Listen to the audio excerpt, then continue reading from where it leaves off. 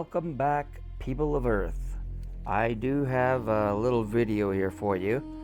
I have 12 loose packs again, and I don't think anyone really wants to watch me open 12 loose packs, but I decided to record it just in case I get a big hit, just so I have it on video. And so if you're seeing this, if I've uploaded this, that means I got a big hit, or at least something decent. So stick around and let's jump right into it.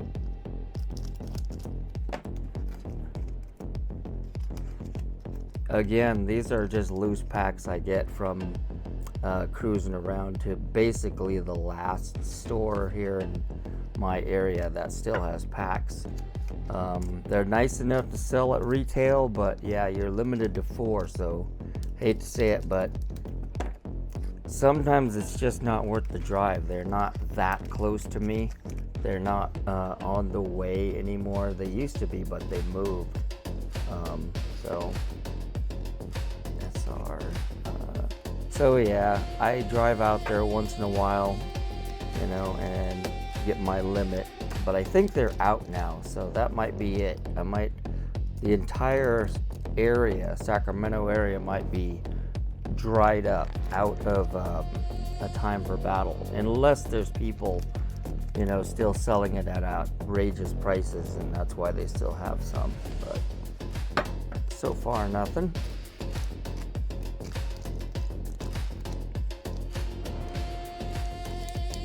I did pick up a box. That's where my box of Pal World came from, and I went back a day or two later to get another box, and they were already selling at 4 packs per person per day. And so I have a slight feeling that the person that sold it to me, the owner was right there, but he was involved in some conversation, and I have a feeling that she probably wasn't supposed to sell me a whole box, now that I think about it, because literally a day or two later they were already up to 4 packs per, and so that probably meant they didn't have a lot of stock. And they normally, when that happens, they go right directly to the 4 packs per person, except for, of course, their league players. I've said it before, but all my local stores, ooh, there's something there, all just take care of their league players, and all of us collectors are kind of ass out. All the products gone by the time, you know, are down to 4 packs per person. I think I've told you before, if it ever sticks like that, like this card doesn't want to slide, that's a sign, because that means this card's textured and there's something gripping it. But let's pray it's something decent. Is that the leader? The buggy leader? Not bad. Not bad. I'll take that. I'm not going to play it, so that means it's going to be sold, but you know, it's nice to know you got a decent pull. And I don't know that's a cool looking card though. If it's not selling for a decent price, then I'll just throw it in my collection. But yeah, I understand why these shops like to take care of their league players first. I get it, but when that means there's literally nothing left for us collectors, then obviously there's room to be bitter, because I don't know, I feel like we should be able to get something, you know what I mean? Like, I would even pay like a membership to get priority, maybe second priority. Okay, let's just say they take care of their league players first, but then they take care of their members. You know, I would pay $25-50 a month to a store to be able to get some product, you know, to get at least be second in line, so there's something there rather than nothing. Because I don't remember for sure, but I think I only got, oh yeah, I only got 1 box of a time for battle, time of battle, and I had to pay 180 bucks for it. That's right, I paid, online prices because literally nobody had it. I had zero luck. Everyone that I know around here went straight to packs per day or, insane prices. And, but to be honest, if I'm going to reward someone by paying 180 to 200 bucks a box, I'm not going to reward the local shops. And I know that sounds backwards, but yeah, my local shops are the ones that when they raise the prices immediately up to 180 bucks, I feel betrayed. I feel like they've stuck a knife in my back. Like, obviously, I'm gonna save that one for my collection. That's just a nice card, even though it's just an SR. I don't think I even ever got that before. But yeah, I mean, you know what I mean? Everyone's in it to make money. I get it, but you're gonna make money as a card shop. Don't turn yourself into a scalper with a open sign on your building. You know what I mean? Because if you're doing that, you're basically a scalper. You're just a sanctioned scalper. You're not one of the ones crawling around in the dark and going to different stores, but you're still scalping. You're still getting the product cheap. In fact, you're getting it cheaper than scalpers. Scalpers at least have to try and get retail. These stores, these local stores that raise the prices so much, they still get it at cost.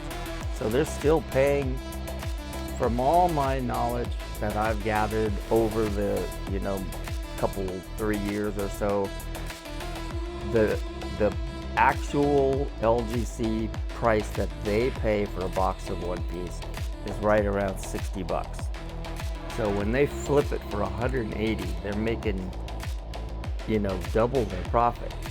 So they're just being greedy. They're literally, like I said, just sanctioned scalpers, and a lot of them do it. None of them will see this video, but I wish they would, because they should hear it. I'm going to show you a little, since I got this buggy. It's not a huge hit, but it's a nice hit. I'm going to show you something else and see if I can get this to work. But all of you collectors out there, this is something you might be interested in. This little guy right here is called a loop. It's technically called a sensor loop.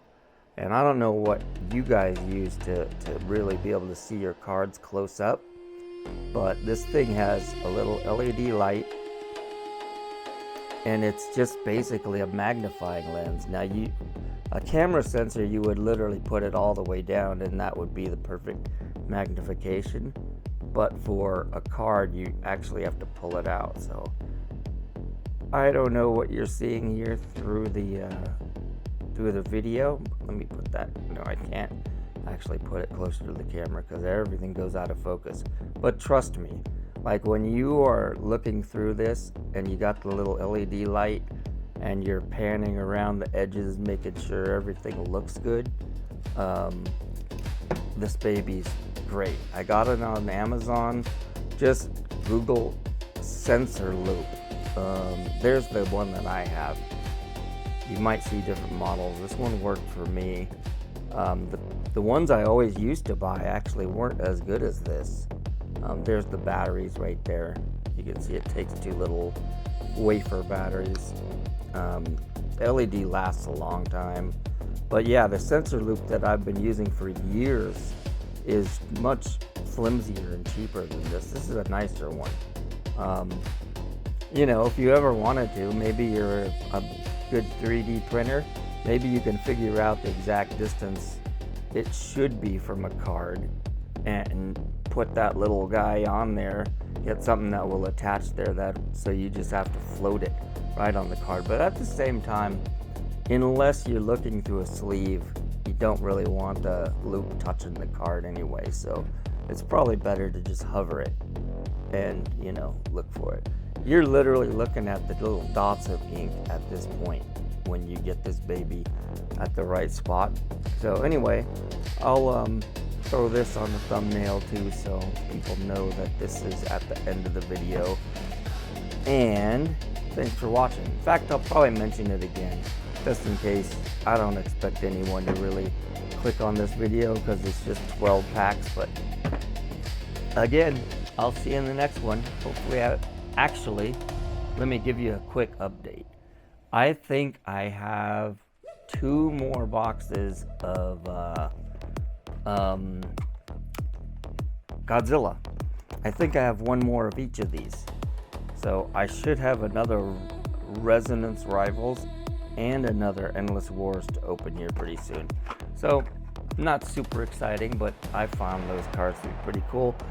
Anyway, once again, said it like 3 times now. See you in the next one. Goodbye.